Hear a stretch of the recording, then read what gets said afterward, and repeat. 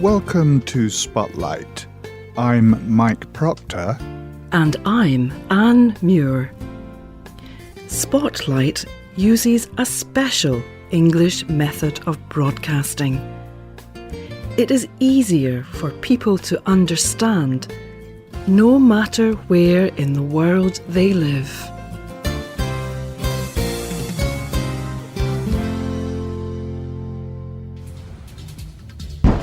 It was October of 1943, 4 years into World War II.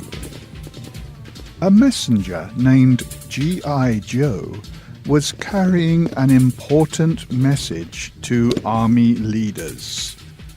G.I. Joe had to deliver the message. It was urgent. The lives of over 100 men depended on it. The men were a group of British Army soldiers. Their fighting had gone well for them that day, and they had arrived early in this particular town in Italy.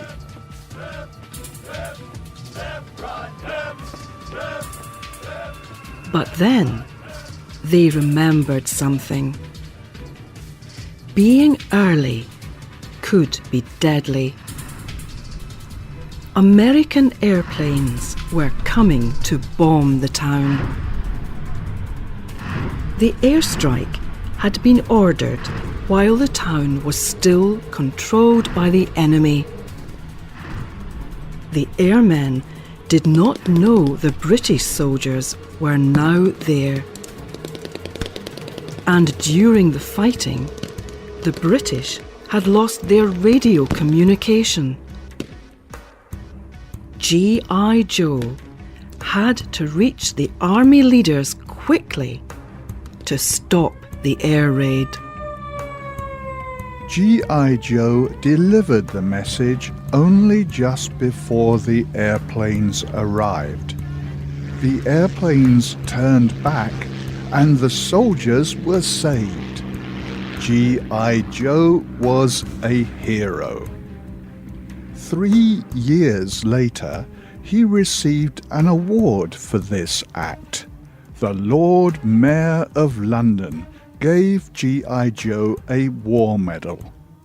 Was G.I. Joe proud of this award? No one really knows. You see, G.I. Joe was a bird. He was a pigeon. Today's Spotlight tells the amazing story of carrier pigeons during World War II. Many birds are able to find their way across huge distances. But pigeons offer a striking example. A pigeon is very good at finding its way back home after being released in a strange place. Even a place several 100 kilometers away. No one fully understands how pigeons do this. However, experts believe that pigeons use the sun as a guide. They also believe that pigeons use the Earth's magnetic field to establish direction, much like a sailor's compass. When pigeons get nearer to home, they use their eyes to identify where they are going. Some experts believe pigeons also use their sense of smell. Many people are amazed by pigeons' natural skill for finding their way home. Because of this, people in many parts of the world raise and race pigeons for sport. Pigeon owners keep their pigeons in small buildings called lofts. the owners organise races and release their pigeons hundreds of kilometres away from home. The pigeon that returns to its loft at the highest speed wins the race.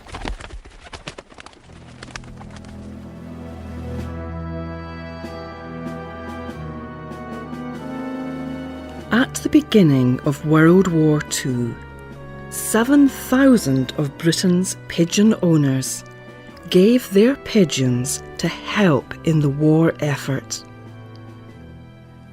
The pigeons were message carriers. During World War II, British forces used nearly 250,000 birds in this way. British airplanes flying over enemy territory would carry pigeons with them. If the airplane was shot down, the crew would release the pigeon with a message to let the British Air Force know what had happened.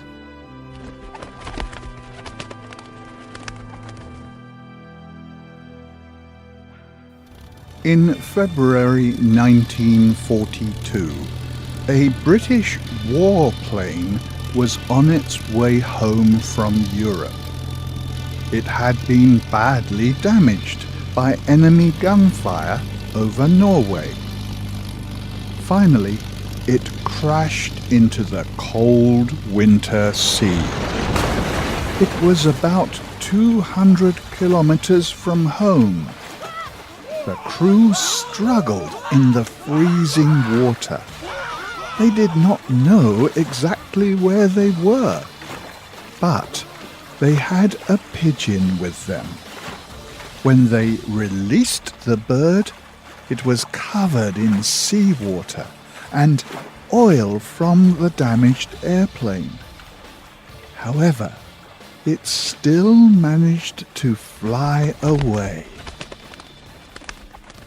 The British Air Force searched for the missing crew that day, but they could find nothing in the cold, dark sea. The following morning, the pigeon arrived at its owner's home in Scotland. It was very, very tired and dirty. The bird was safe at home, but where was the crew? A pigeon expert examined the bird carefully. He knew the time the airplane had crashed and the time the bird had arrived. He used information about the wind and weather to estimate how far the bird could have flown. The Air Force used this information to establish where to launch a new search. This time, they found the crew in just 15 minutes. The bird had saved the lives of 4 men. The men later honoured the pigeon at a dinner party.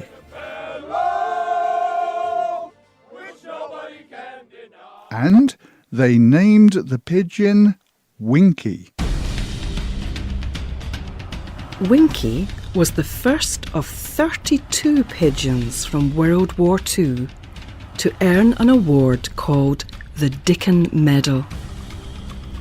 The medal is for animals that have served humans in a special way during times of need or conflict. The Dickin Medal is named after Maria Dickin. Almost 100 years ago, Maria started an organisation called the PDSA. This organisation provides healthcare for sick animals belonging to needy people. In 1943, Maria established the Dickin Medal. Altogether, PDSA has awarded 63 Dickin Medals to animals for their brave service during war. Winky the pigeon was the first, and G.I. Joe's award was also a Dickin Medal. In recent years, most medals have been awarded to dogs. The latest animal to receive it was a dog called Trio for finding hidden bombs in Afghanistan.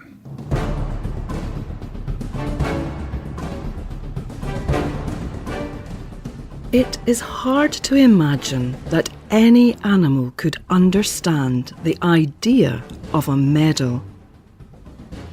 Can a pigeon know that it is receiving an award for being brave? A pigeon flies home because that is what pigeons do. In this way, it may seem strange to give an award to a pigeon. But the Dickin Medal serves an important purpose. It helps humans to remember that they depend on many other animals for life. Humans may be the planet's most complex, powerful, and spiritual animal, but that makes us especially responsible to care for and respect other animals. Thanking animals for helping humans may not be as strange as it seems.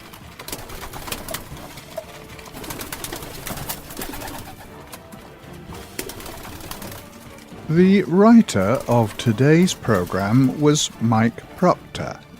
The producer was Nick Mangels. The voices you heard were from the United Kingdom.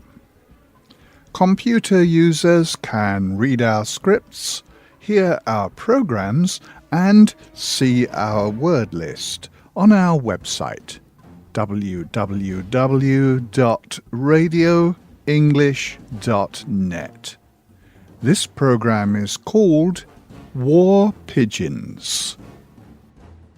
You are welcome to write to us with questions and comments about Spotlight. Our email address is radio@radioenglish.net, or you can leave comments on our website. You can also find us on Facebook. Just look for Spotlight Radio.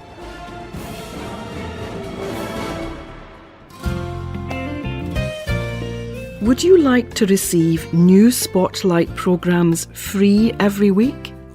You could get the Spotlight podcast.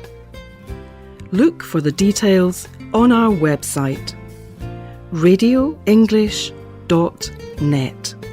We hope you can join us again for the next Spotlight programme. Goodbye.